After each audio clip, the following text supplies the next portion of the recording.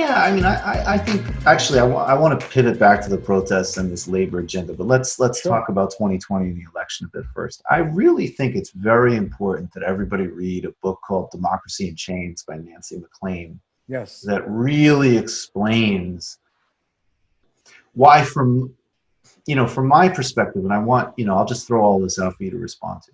Hmm. I think that one of the unfortunate places we're in right now is that even though there's different examples, like some aspects of these protests, which are phenomenal and amazing, I would say many aspects of the Bernie campaign and some of the races that are being won, Hmm. I think the left over anticipates its strength. I think it's still very much in formation. Hmm. And I think that the Democratic Party certainly is very firmly under the control of a non-left, formation. Correct.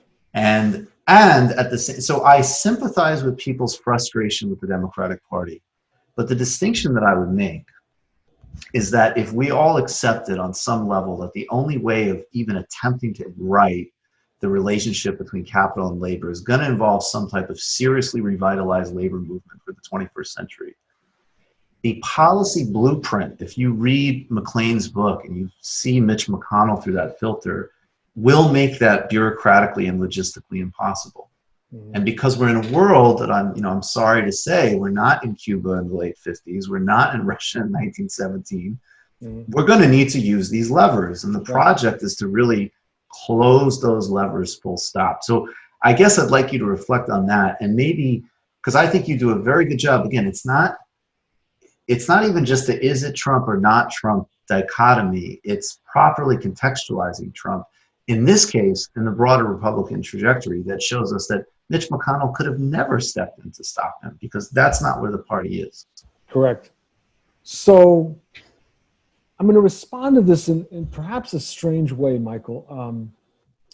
A lot of left and progressive people have fixated on the threat of fascism, and they've looked at um, Trump as a proto-fascist, etc. He may be a proto-fascist, but what's more important is to understand U.S. history and to understand that in U.S. history, for long periods of time, there have been seriously authoritarian regimes that have existed, and particularly I'm thinking about the South and the Southwest, where you had essentially single party states, regular extrajudicial violence uh, called lynching, um, the complete disenfranchisement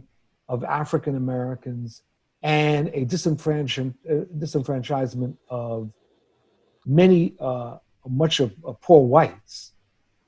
Um, the domination of corporations, particularly in the South, of the textile industry. You don't have to go to Germany.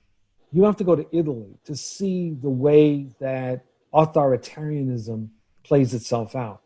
And one of the things that Nancy McLean is raising in that book is helping people to understand that we're not in a Tweedledee Tweedledum situation, that there are segments of the right that have a very, they're not simply authoritarian, they have, in some cases, a very radical agenda to what I call overthrow the 20th century. They want to reverse everything that has been won since roughly 1912. And that's their agenda. The movement that Trump represents is part of that. They're also religious forces on the right. And so when we're looking at the November elections, the mistake that many people make is that they think of the elections more or less like American Idol, that you're looking at individuals who are running and you're talking about their strengths and weaknesses. Whereas what we're really running against is a social movement. There is a right wing populist movement within which there are neo fascists who are armed. their objective is not simply to win, but to destroy everything that we have won. And then there's some elements like the Koch brothers, or now it's just one brother, who have an objective of a constitutional convention. Right.